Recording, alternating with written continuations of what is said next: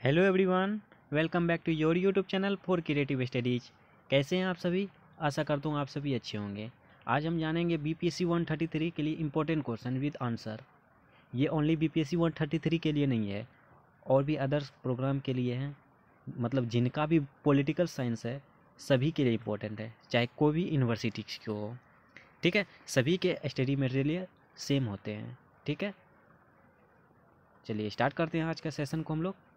जैसा कि क्वेश्चन है, तुलनात्मक राजनीति से आप क्या समझते हैं। एक और क्वेश्चन है, सेम यही क्वेश्चन है। ठीक है, तुलनात्मक राजनीति से क्या अभिप्राय है।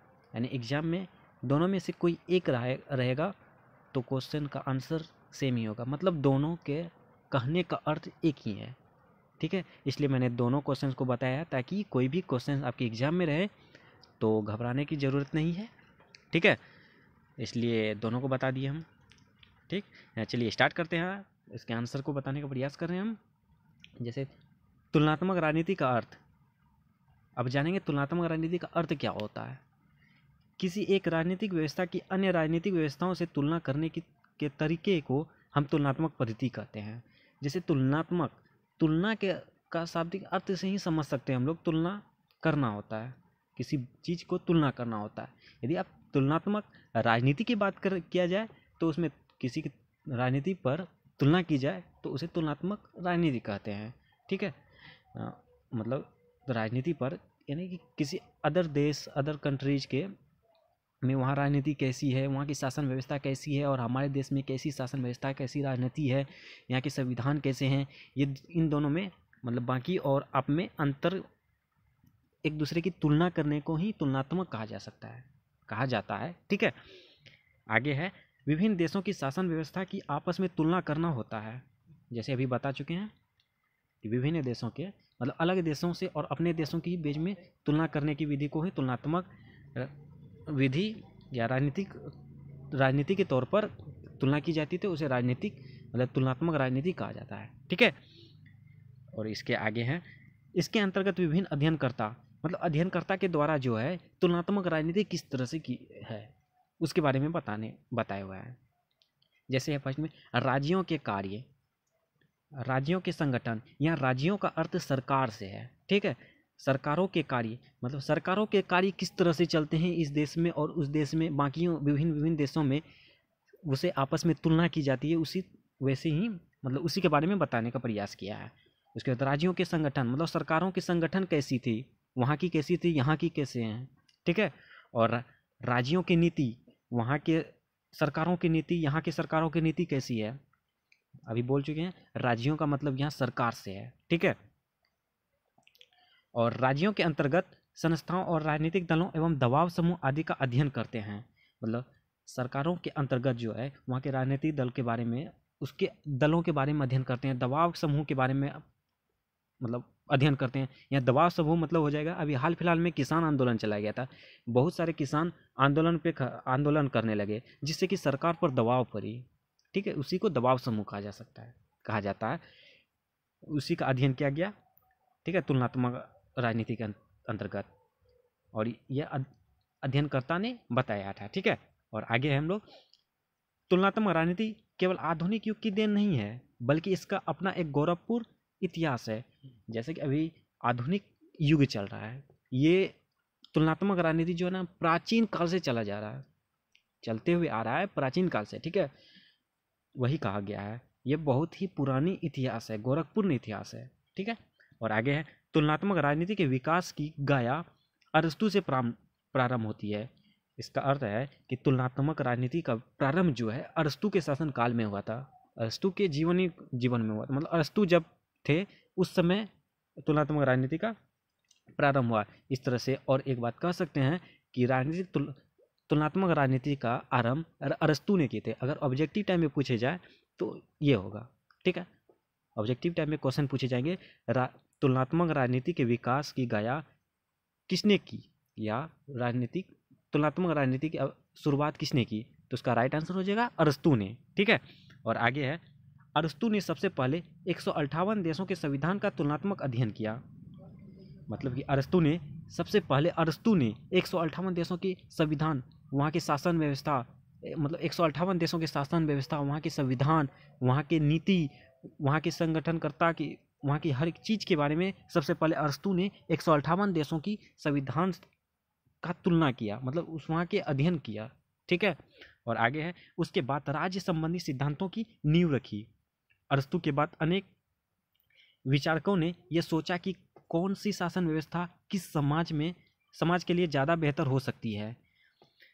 मतलब जब सभी अध्ययनकर्ता बहुत सारे देश के शासन व्यवस्था, संविधान, वहाँ के नीति, वहाँ के कार्यकाल, सभी से तुलना की, बहुत सारे देशों की शासन व्यवस्था को देखे, अध्ययन किया, उसकी जानकारियाँ ली, उसके बाद उन्होंने सभी को आपस में तुलना करने के बाद विचार विमर्श किया कि उनमें से सबसे बेहतर कौन सा होगा जो हमारी शासन व्यवस्था के लिए और समाज के लिए बेहतर हो सकता है।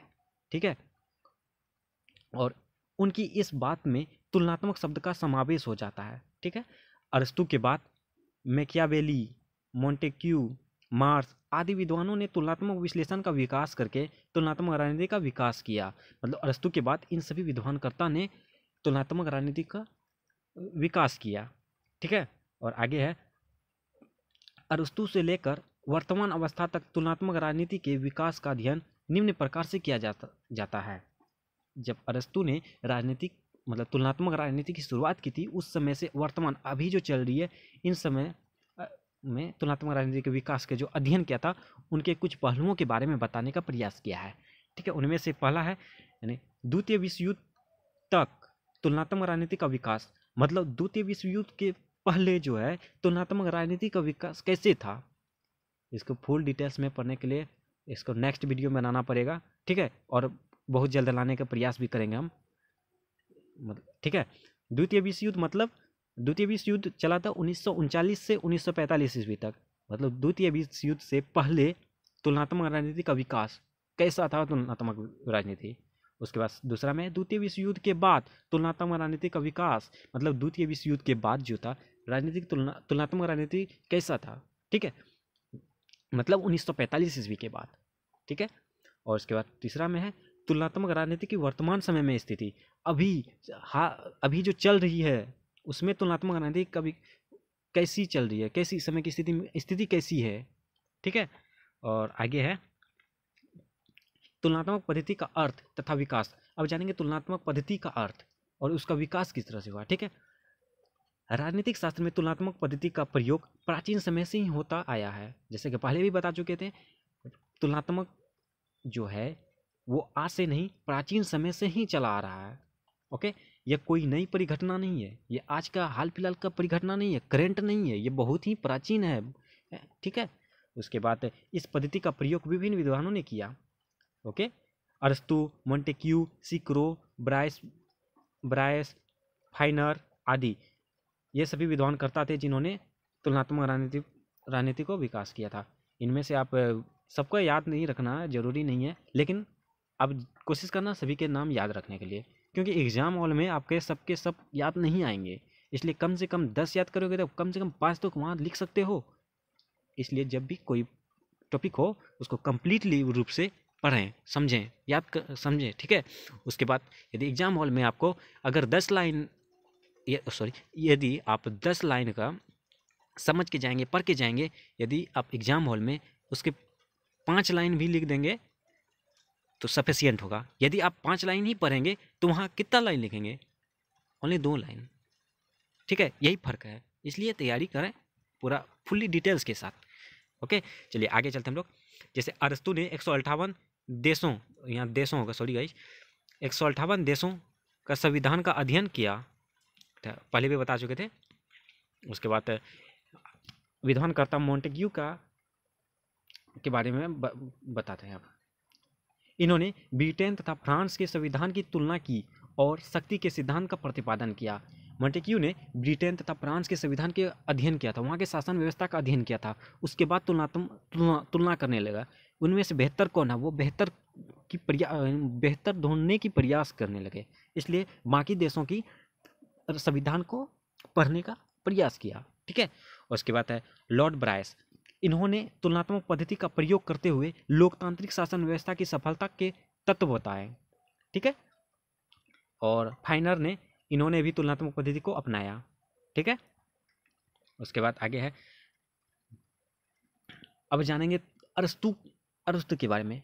कहीं ना कहीं अरस्तु के बारे में जानना बहुत ही ज़्यादा महत्वपूर्ण है, क्योंकि तुलनात्मक राजनीति की शुरुआत अरस्तु ने ही की थी। यदि आप अरस्तु के बारे में ही ना जानेंगे तो बेकार है, इसलिए अरस्तु के बारे में जानना बहुत ही महत्वपूर्ण है।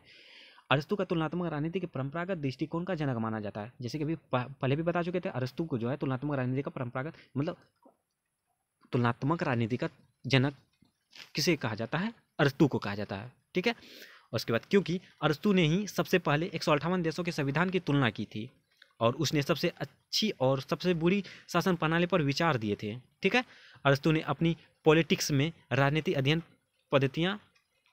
पद्धतियों से संबंधित कई प्रश्न उठाए और उनका समाधान भी किया। थोड़ा सा मिस्टेक है गाइज, यहाँ अरस्तु ने अपनी पुस्तक होगा, यहाँ अपनी पुस्तक, एक सेकंड हम मार्क कर देते हैं, यहाँ पुस्तक होगा।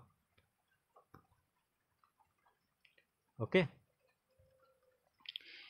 अरस्तु ने अपनी पुस्तक पॉलिटिक्स में राजनीति अध्ययन पद्धतियां से संविधान के कई प्रश्न उठाए, मतलब और उनका समाधान भी किया। ओके, और आगे है, अरस्तु ही ने राजनीतिक शास्त्रों से अलग कर एक स्वतंत्र शास्त्र बनवाया। अरस्तु ने राजनीतिक शास्त्रों से अलग करके एक जो है अपना खुद स्वतंत्र एक शास्त्र बनवाया, जिनको मतलब राजनीतिक शास्त्र कहा जाता है। ठीक है, इसी कारण अरस्तु को राजनीति विज्ञान का जनक भी कहते हैं। सॉरी गाइस, थोड़ा सा राजनीति विज्ञान का जनक कहा जाता है। ठीक है, इस प्रकार आप समझ सकते हैं कि अरस्तु ने तुलनात्मक पद्धति का विकास किया और उसके द्वारा प्रतिपादित तुलनात्मक पद्धति आज भी तुलनात्मक अध्ययन का आधार मानी जाती है। ठीक है, इस तरह से आप एक और ऑब्जेक्टिव क्वेश्चन आ सकता है, राजनीतिक विज्ञान का जनक किसे कहते हैं? अरस्तु को कहा जाता है। आप पढ़े होंगे बहुत सारे बुक में। ठीक है, अब आज जाने होंगे क्यों कहा जाता है।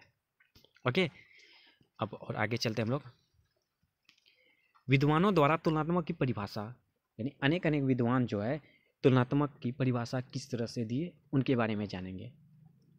देखिए, अगर 20 मार्क्स के आएंगे तो आप जितना हम बता रहे हो कम से कम उतना लिखने का प्रयास करेंगे। यदि शॉर्ट में पूछेंगे तो आप यहाँ तक लिख सकते हैं, जहाँ तक अभी तक बताए वहाँ तक लिख सकते हैं।